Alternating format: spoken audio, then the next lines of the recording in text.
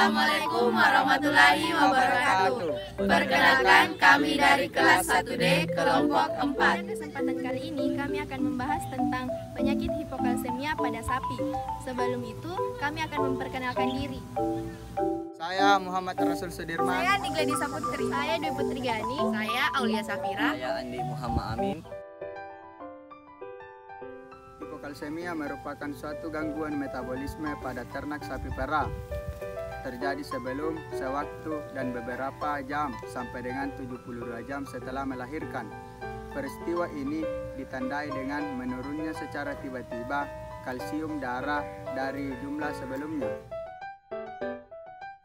Penyebab hipokalsemia yang sebenarnya belum diketahui, tetapi ada beberapa faktor pendorong terjadinya hipokalsemia seperti umur, ketidakpekaan ras, ketidakseimbangan ransum, produksi susu tinggi, partus, dan stres.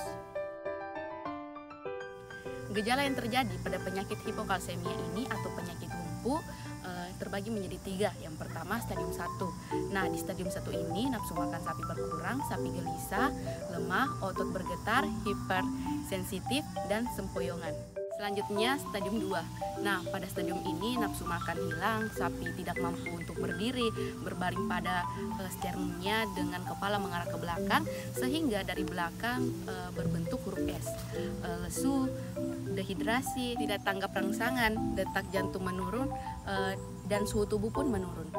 Yang terakhir, stadium 3.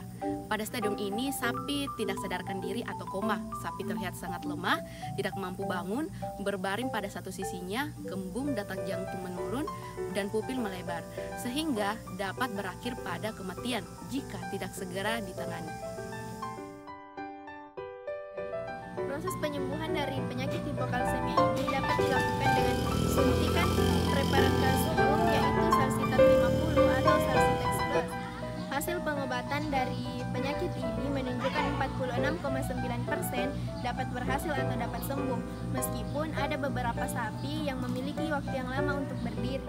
Kegagalan dari pengobatan penyakit hipokalsemia ini dapat dipengaruhi oleh ketidakadanya alternatifan pengobatan lain, adanya komplikasi terhadap penyakit lain, kemudian keterlambatan pengobatan. Sedangkan keberhasilan dari pengobatan hipokalsemia ini dapat dipengaruhi atau tidak terlepas dari kesadaran para peternak dalam melaporkan kejadian ini. Kemudian untuk para ahli medis atau petugas kesehatan yang harus mendiagnosa dengan cepat dan tepat sehingga mengurangi kerugian dari penyakit hipokalsemia ini.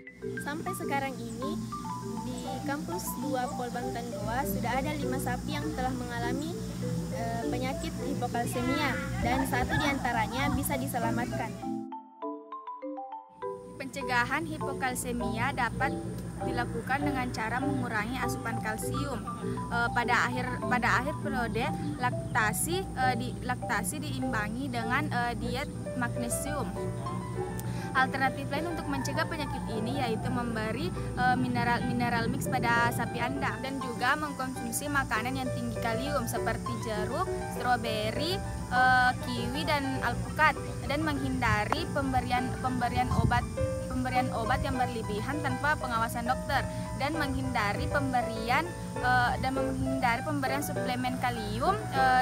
suplemen kalium sendiri tanpa pengawasan dokter. Pengobatan kimiawi atau herbal, kalium atau potasium adalah suplemen mineral untuk mengatasi hipokalemia atau defisiensi atau kekurangan kalium. Kalium berperan penting dalam menjaga kesehatan jantung, ginjal, saraf untuk mengatur keseimbangan cairan tubuh dan kontraksi otot. Secara alami, kebutuhan akan kalium dapat dicukupi dengan roti mengonsumsi pisang, brokoli, kacang-kacangan, kentang, daging ayam dan sapi, ikan, susu, dan sereal.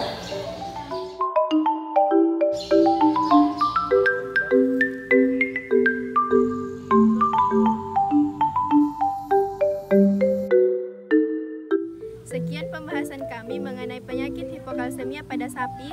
Wassalamualaikum warahmatullahi wabarakatuh. See you.